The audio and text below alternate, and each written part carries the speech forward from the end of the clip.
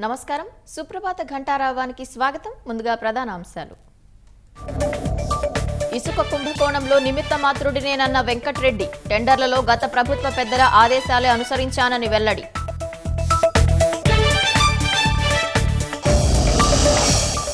మత్తు పదార్థాల దుష్పరిణామాలపై ప్రచారం చేయాలన్న లోకేష్.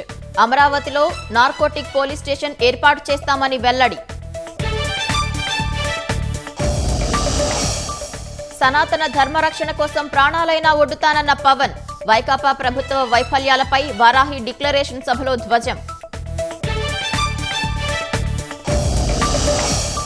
నేటి నుంచి తిరుమలలో శ్రీవారి బ్రహ్మోత్సవాలు. స్వామివారికి పట్టు వస్త్రాలు సమర్పించనున్న సీఎం.